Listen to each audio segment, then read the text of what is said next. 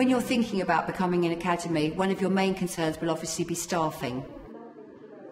We expect our teachers to be here till 4:30 every night apart from Friday. Now, 4:30 is not late. Most teachers are here till 7 o'clock, 8 o'clock at night, and they are in most schools, so it's no different to anywhere else, to be honest. You can do things differently. You don't have to follow teachers' paying conditions, but to run a good school, you would obviously only ask, I mean, you still have to make reasonable requests of staff, so you can't expect them to work, 15 hours a day or something. What I would share with heads who are considering becoming an academy, in terms of staffing, we have benefited greatly from having staff who are able and willing to work a longer day and a longer year.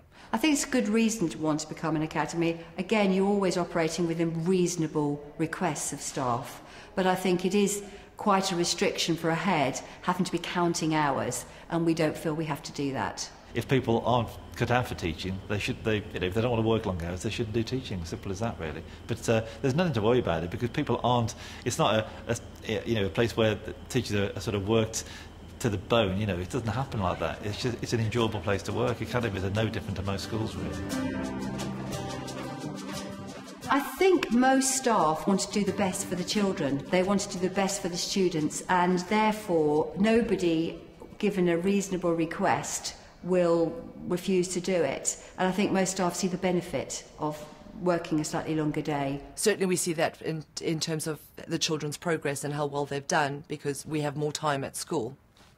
And that's more time with the children. That's not time just having meetings after school.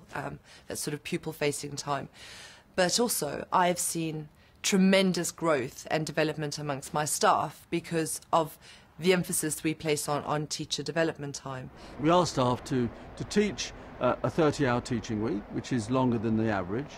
But a lot of staff do a great deal more than that, run extension programs, enrichment programs. They come in on Saturday mornings to help and support children.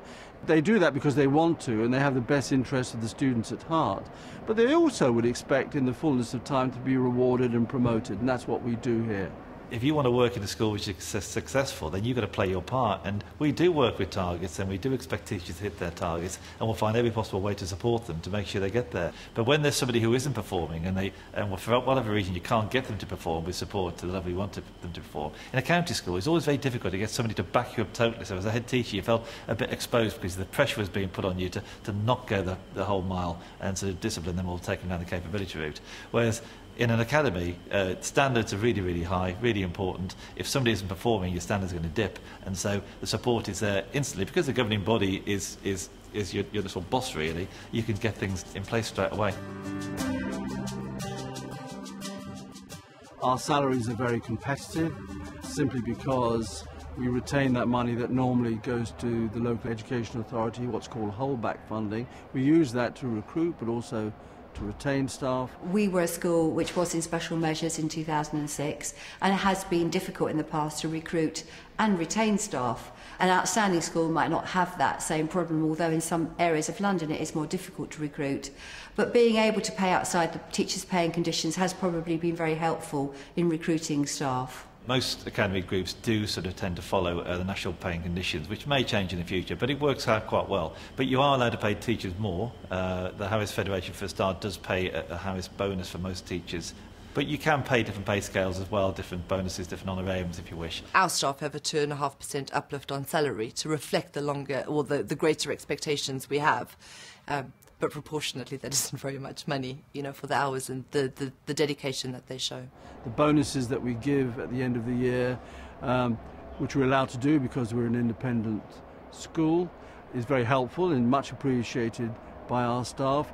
And there have been no worries about having a different contract to the local education authority contract. Our teachers also get an attendance allowance, and they also get a slight bonus for exam performance, so you're allowed to do that as well, which is a small amount of money. With Harris schools, we also get 20% off carpet ride carpets as well, which is a bonus of the sponsor, which does appeal to some people. I think teachers' unions are worried because they think people will take advantage of teachers, but in reality I don't think that will happen. The unions have been very involved in working with academy providers, making sure that the teachers that we employ, their terms and conditions match the terms and conditions of local authority teachers. And we've been certainly very open about that and open about the differences that we have. And the differences largely are hours, weeks, and the small increase in pay. There's no reason why unions should worry about this. If they have the interests of their members at heart, they should want them to have better conditions of service, and that's what we're offering them. Unions should support it because nobody's going to undermine teachers. Teachers aren't going to work in schools if it's bad conditions. So why are people applying for jobs there if they're so bad? So it doesn't make any sense really. I think unions need to get into academies and understand how they operate. I would reassure other heads who are worried about staffing and how they would view being an academy, because the reality is most staff are very happy working within academies and in fact get better paying conditions than they would otherwise. People sitting in offices at the town hall or in Whitehall do not improve schools, and academies are about investing in the people who do make the difference.